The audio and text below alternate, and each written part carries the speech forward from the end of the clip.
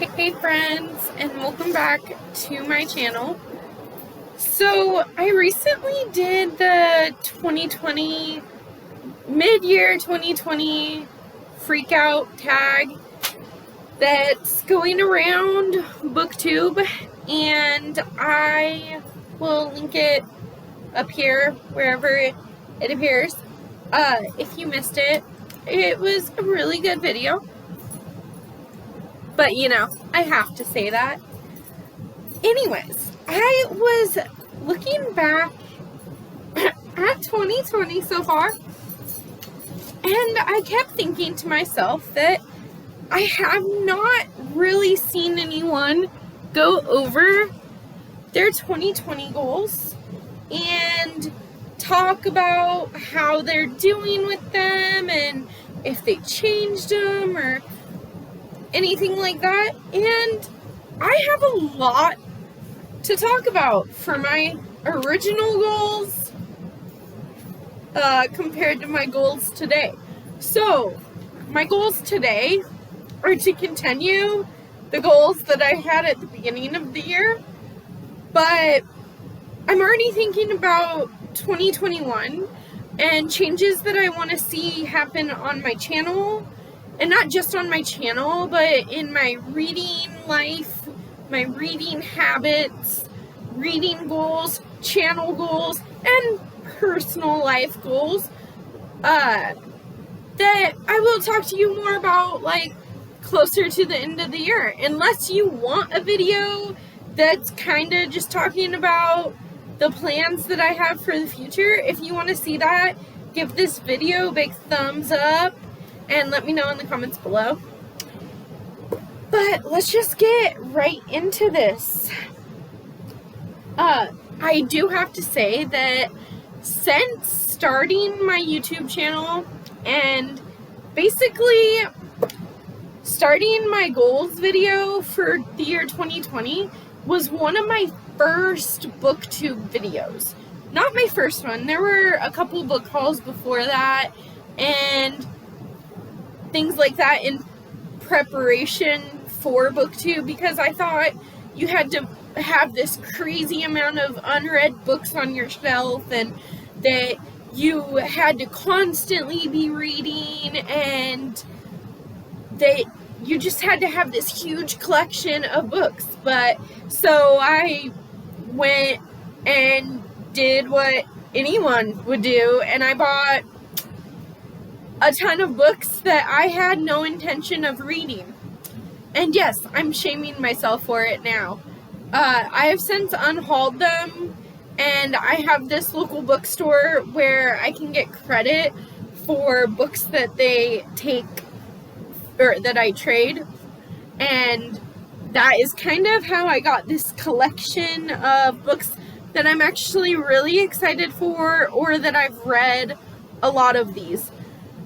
And I'm no longer that girl that will just buy books just to say that she bought them, or buy books just to be a part of the hype. Although I have done that a couple times, and both times it turned out not so good. I didn't like the books. But that's a different video altogether. Let's get in to my 2020 reading goals. And honestly, I looked at my 2020 reading goals video and it was pretty vague. It talked about 20 books that I wanted to read and about using Goodreads more, and that was pretty much it. But I know of a couple other goals that I set for myself. And I don't know if I mentioned it in any of my videos or not, but I know that I was making an effort to hit these goals. So we are going to talk about all my book related goals and just see how this video comes out, because I really don't know.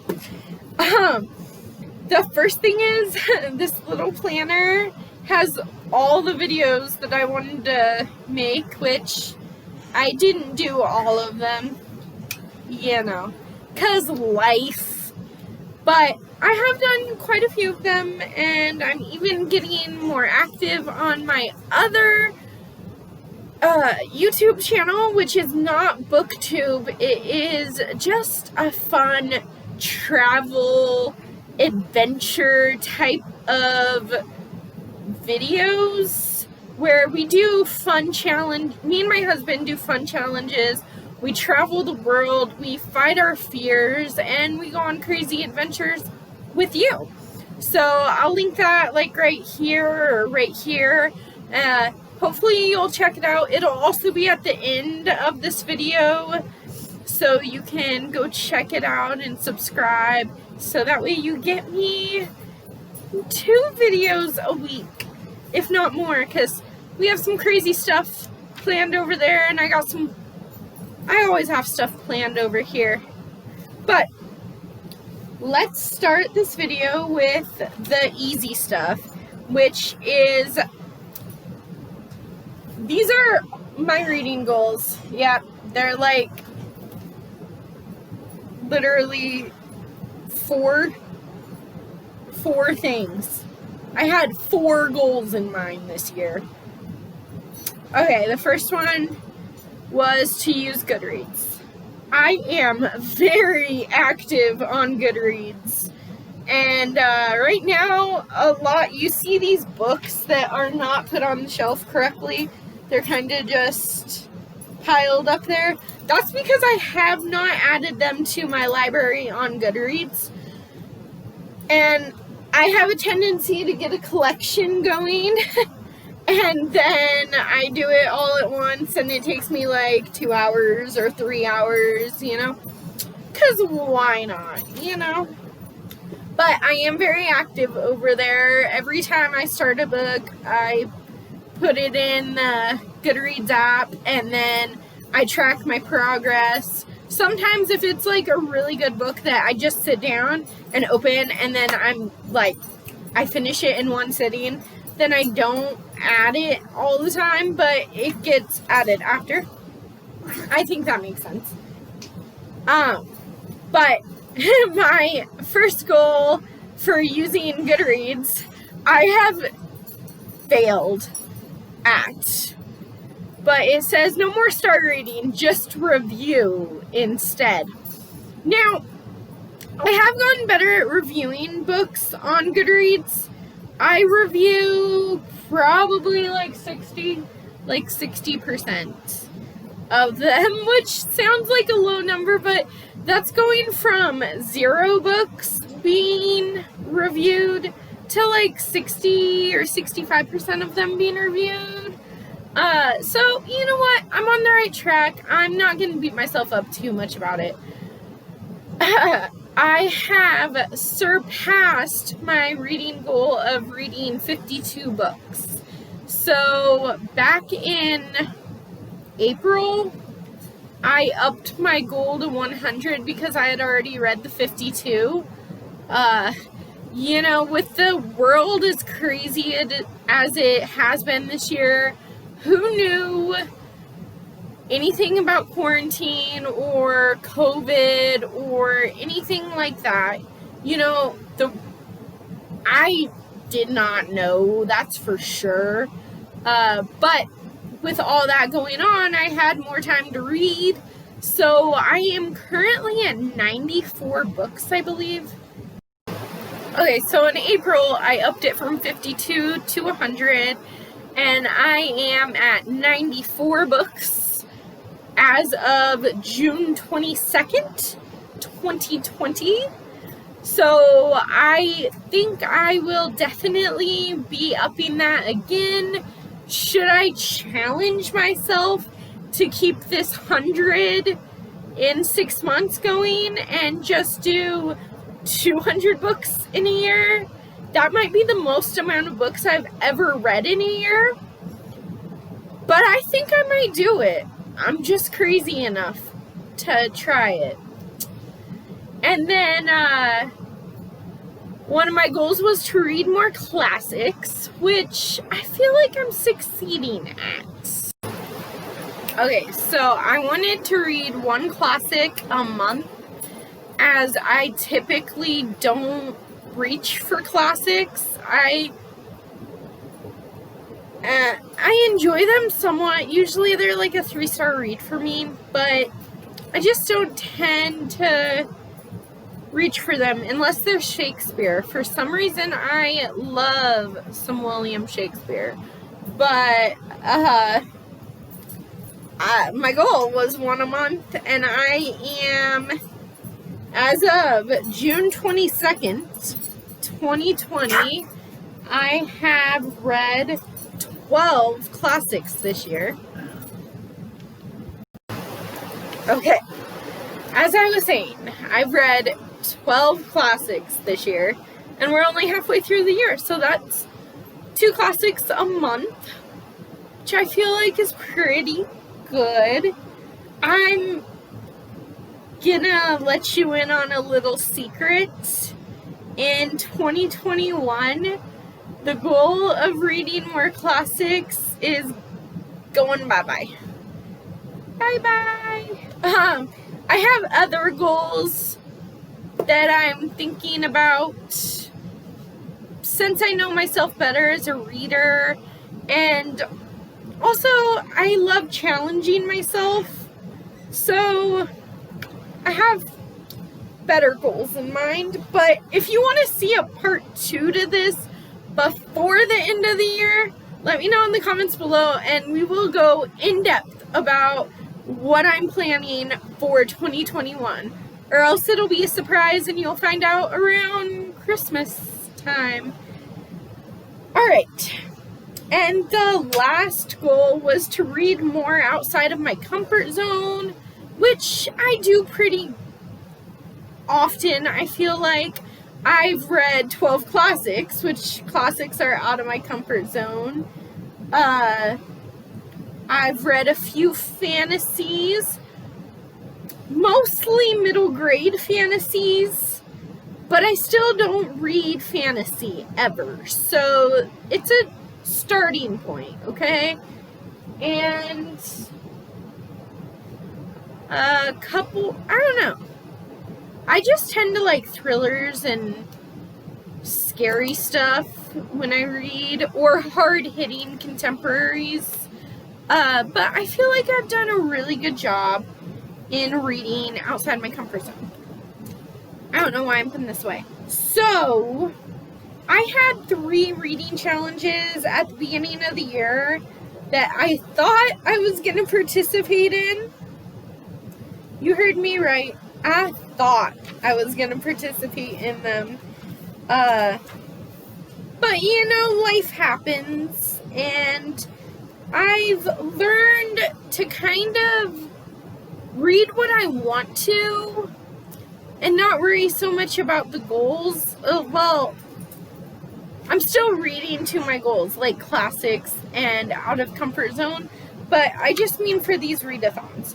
Like, I had a readathon where I was supposed to read A to Z, read a book that starts with each letter of the alphabet, and as you can see, I did not get very far.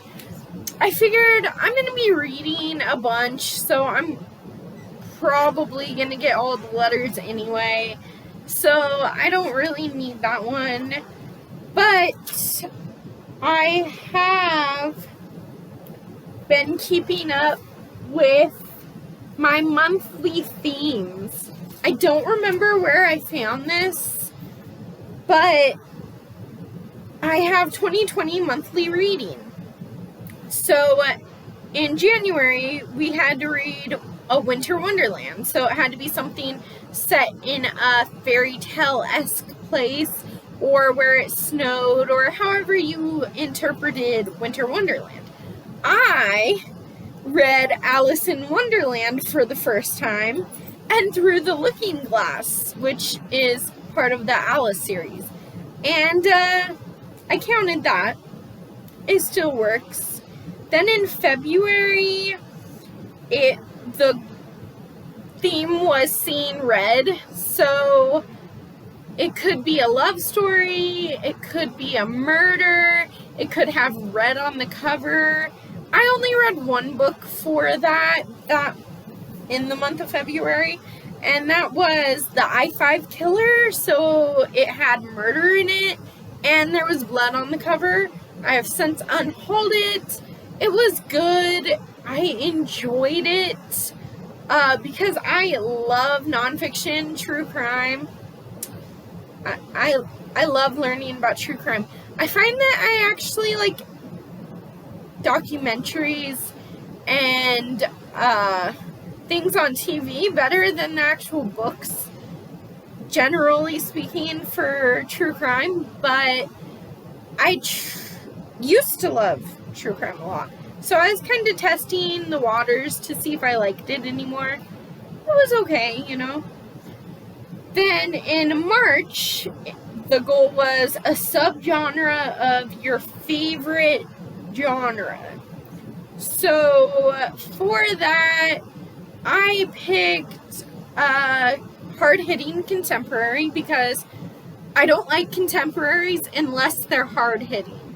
And for that, I picked Squad because it dealt with bullying and suicide, and that is something that I love in my books. I sound so demented, and I'm sorry. I swear I'm not. Then in April, it was classics or currents. I went with classics and read The Great Gatsby. I did not like it.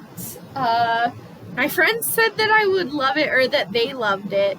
I gave it 2 stars, and I really can't even remember anything about it. But oh no, did not like it. Then in May, I have 2 books for for a new author. That was the theme. The first one was Hold Still by Nina LaCour. I enjoyed this book, but it wasn't my favorite. Again, it deals with suicide, and it's about Caitlin and Ingrid. Caitlin commits suicide and leaves Ingrid by herself, and it was kind of the pieces left behind. And I enjoyed it. I think I gave it 4 stars. But again, I unhauled it because I don't keep very many books unless I'm going to reread them. And I wasn't going to reread that one.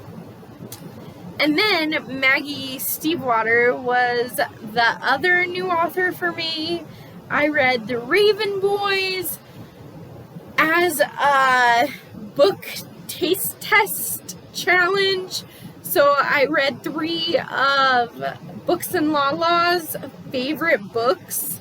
And surprisingly enough, The Raven Boys, I gave it a 1 star. I was so confused. I hated it. No, it just wasn't for me. If you love it, I'm happy for you. Please do not take offense to my opinion. The second book was The Names They Gave Us by Emery Lord. It was okay. I was expecting for that one to be a 5-star read, and I was expecting to fall in love, but it was very mediocre. I only gave it 3 stars. And then the last one, when I had lost all hope that me and Kayla from Books and Lala would have anything in common in our reading taste. Hold on, I'll show you. I read The Wife Between Us by Geir Hendricks and Sarah Pekkanen, and oh my gosh, I think this was my introduction to psychological thrillers, and it is the best psychological thriller I've read. That's not saying much because I haven't read very many, because this was just in May, you know, and it's only June right now. But I loved it. It was twisty and turny, and my jaw literally dropped when the reveal happened. But it wasn't like one small reveal or just one reveal. It was like reveal after reveal after reveal, and the last one just like my heart burst out of my chest and my jaw dropped, and oh my gosh. It was so good. So, of course, I have to read more by them. You know, I got more of their books now. Okay. Now, let's get back to this. I got totally off topic. I got so excited about that book. Okay.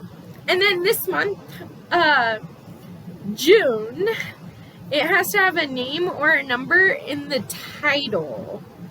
And I guess this is a spoiler for my June wrap-up, because I read 13 Reasons Why, which has the number 13, and Ready Player One, which has the number 1. And then I'll just go through the rest of the year. I don't know what I'm going to read for these yet. It depends on how Bookopoly treats me.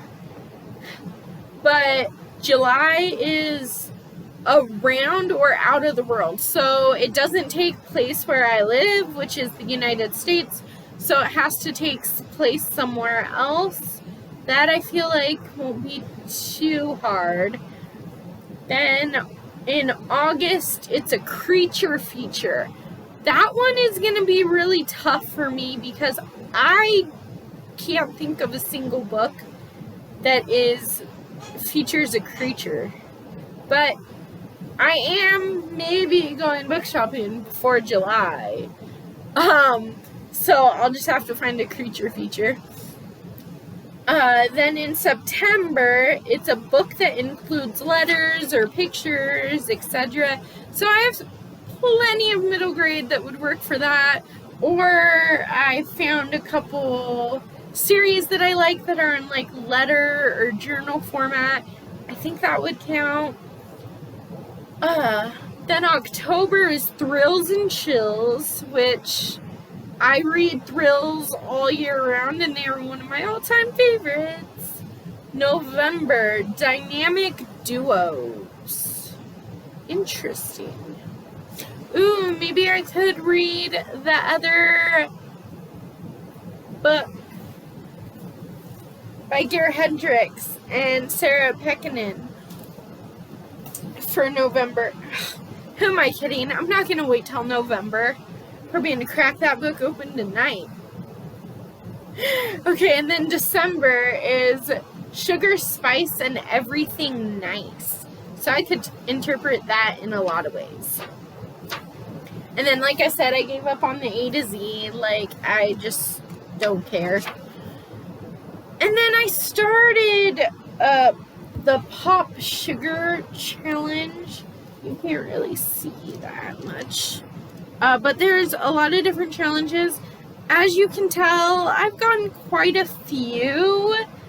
But I also haven't really filled it out in like 2 months.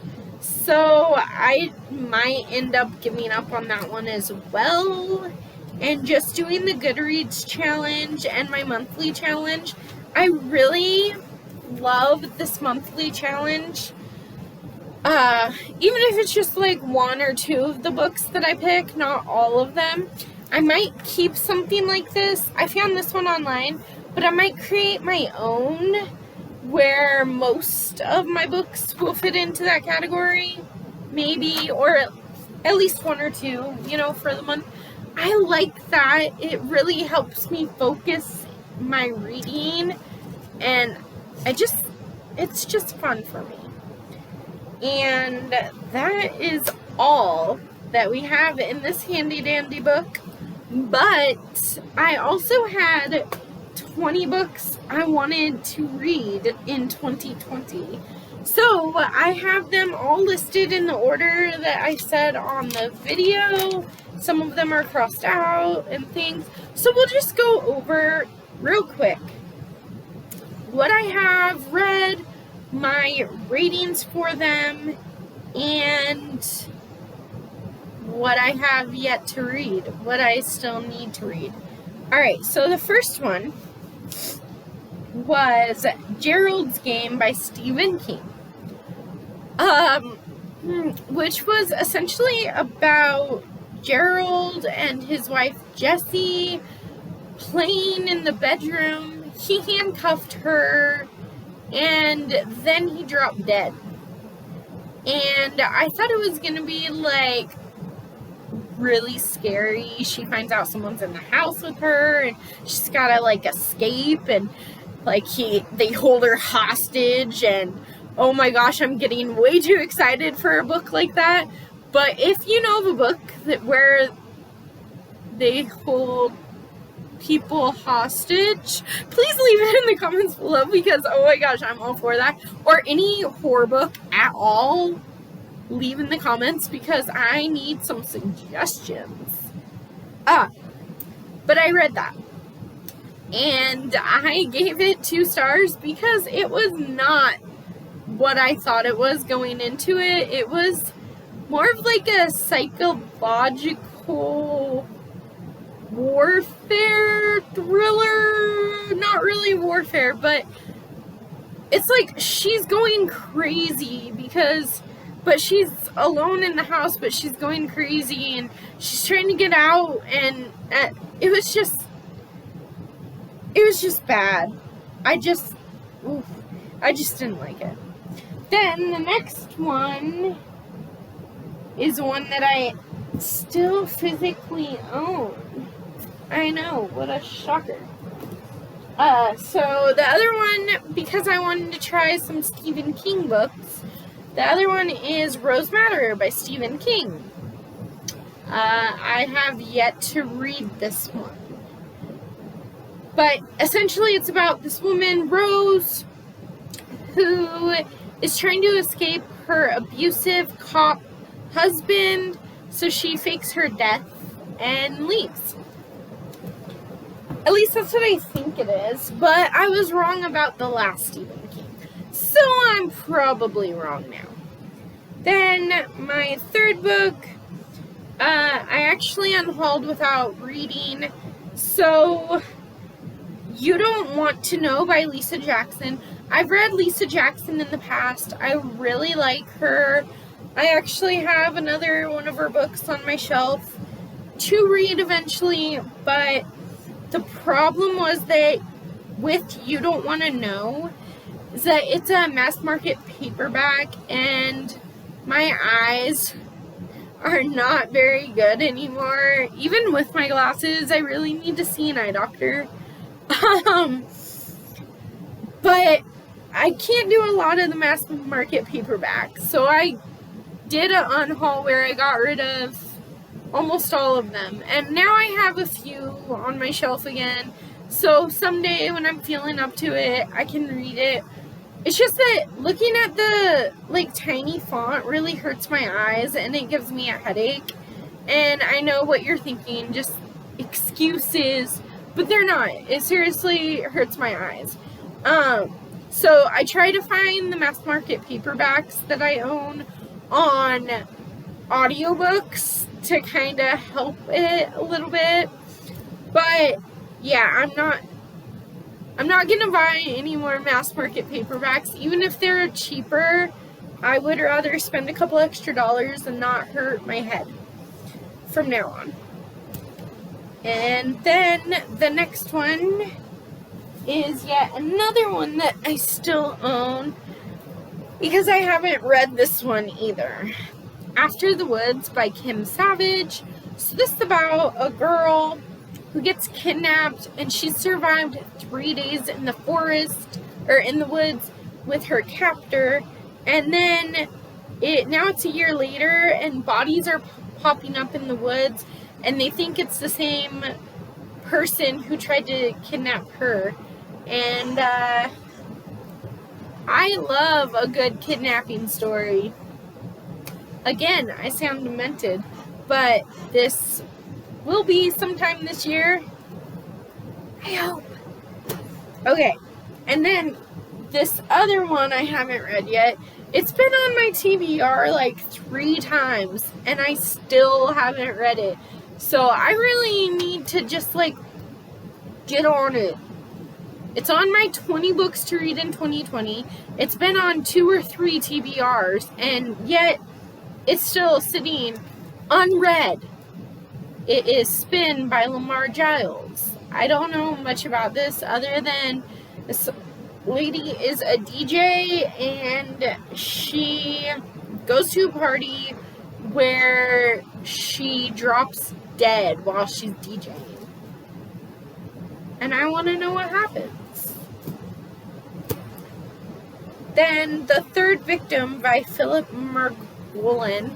I don't own this one anymore either. So I did a try chapter tag back in January or February, where I read the first chapter of that book and I really liked it. So I actually slowly kept reading it, and then I just got so disinterested because at first it was it turned into more of a detective thing, and I don't like detective novels. So I have since DNF'd and unhauled that book. And then Four-Letter Word by Krista Dizer. I don't own that book because I read it. Woo! Go me. Actually, I read this book with my friends Amanda and Michael. We did a group read of it, and I think that they gave it 4 stars, but I gave it 5. I really liked it for a YA thriller. I've learned that YA thrillers are not my thing, that there aren't very many good ones. However, Four-Letter Word was a good one. And I'm changing my mind. I only gave it 4 stars. I gave it 4 stars, but I really did enjoy it. But because it's a mystery thriller, and I already knew the mystery, I didn't keep it. Then, of course, I have this one because I haven't read it yet, you know. That is Nerve by G. Ann Ryan. And I actually saw the movie recently again. I was hoping that it would spark the interest to want to finish or read this book. But honestly, it was like a cheesy teen flick that I honestly didn't care about. So it kind of makes me like not even interested in the book anymore. But there was a time when I was so excited for it. So I don't know. The goal is to finish it this year, but we'll see. Alright. Then let's see. Okay, the next one I don't own anymore because I read it. Whoop, whoop. And that was Hold Still by Nina LaCour. So, I talked about it a little bit ago. It was a good book. It wasn't as good as I thought it would be. Like, usually dealing with suicide and mental health like that always gets to my heartstrings and makes me, it just wrecks my soul. This one didn't wreck my soul. I cried a couple times, but just, you know, it was a little bit disappointing, to be completely honest with you. I think I gave it 3 stars. Okay, then this next one I haven't read yet. And I've been wanting to, but I just never put it on a TBR. And that is From Twinkle with Love by Sahad Menon. So this follows a film student who falls in love online. And it's like a big mystery of who she fell in love with. And I absolutely love that premise. I love the premise of falling in love online and not knowing who you're talking to. In 2 of my favorite books this year, Tell Me 3 Things and Simon versus the Homo Sapiens Agenda, they both fall in love online. So why haven't I read it? I don't know. Then the next one is Kiss by Cameron Doki. This is 3 fairy tale retellings, And at the beginning of this year, I was super into retellings. I've read quite a few of them and been disappointed by every single one of them. So I'm no longer excited for this book. I want to be excited because it has Belle, which is Beauty and the Beast, which is my favorite. Sunlight and Shadow, which is about a kidnapped princess who tries to escape. And Winter's Child is about a princess's best friend goes missing, so she goes out to rescue him. And they sound great, but I've been so disappointed by retellings lately that I'm just not even into it right now. So hopefully we'll finish it this year like I wanted to. The other one I don't own anymore because I read it and did not like it. And I'm going to get so much hate for this, but I read Peter Pan by J.M. Barrie. Everyone knows the Peter Pan story. I knew it. Didn't care to read it. I thought it would be like this crazy, fun adventure, but I found it really boring.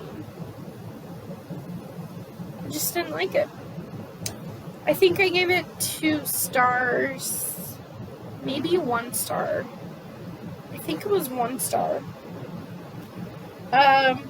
Queen of Hearts by Colleen Hoover. I ended up DNFing after 150 pages. I just didn't see where that story was going, and honestly, I did not care. A Curse So Dark and Lonely by Bridget Kemmerer. So I was expecting good things from that. I was expecting a 5-star read. I was wanting a Beauty and the Beast retelling that I could love forever and ever, and I did not like it. I think I gave it 2 stars, maybe 3. I think it was probably 2 stars because honestly, forced love triangles are not my thing. I did not understand the love between her and Harper and Rhett, which is kind of the whole point of Beauty and the Beast, is for the Beauty and the Beast to be together, and I didn't understand it. I did not like the love triangle that they tried to put in there, and the only thing that this book had going for it was Harper. She has muscle dystrophy, and she's a badass. And I loved her. She was a great character. Strong female lead. But the rest of the book was just a mess. And I hate saying that because I had such high hopes for it. But honestly, if it wasn't for the audiobook, I wouldn't have read it. Because I had a physical book, but I just couldn't do it. So, yeah.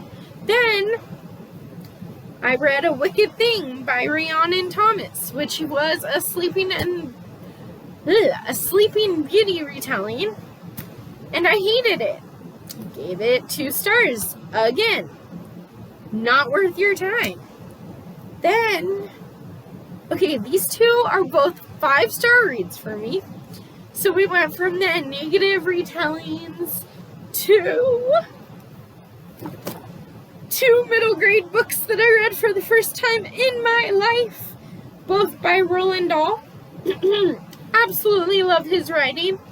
So I read Matilda, which was one of my favorite movies as a kid, and I read Charlie and the Chocolate Factory, which who doesn't love Charlie and the Chocolate Factory? These were both really quick, easy reads. They were fun and whimsical and just super, super duper cute. So I'm so glad that I read them. And then we have Peaches and the Secret of the Peaches by Jodi Lynn Anderson. I read Peaches because it was compared to The Sisterhood of the Traveling Pants, which is one of my favorite books, which I have right up at the very top. You can't see it, but I was excited, and then the book let me down, and that's it. I didn't have to read I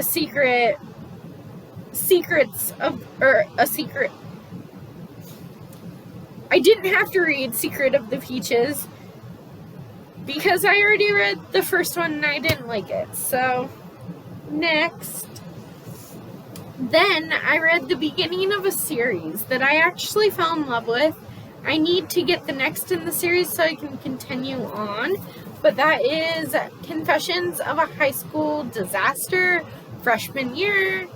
This one, you follow Chloe Snow, and she writes in a diary, and you get to read her diary about what's going on in her life, and it was full of drama and potential love, and it was just a really good contemporary, which doesn't happen for me very often. And I think the fact that it came from her, Chloe Snow, writing it made a difference. Even though I know that Emma Chaston wrote it, that's not the point.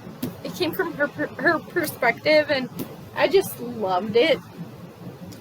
Then we have the last one that I've read on this list, which is Start Here by Trish Dollar. So this is Enemies to Friendship.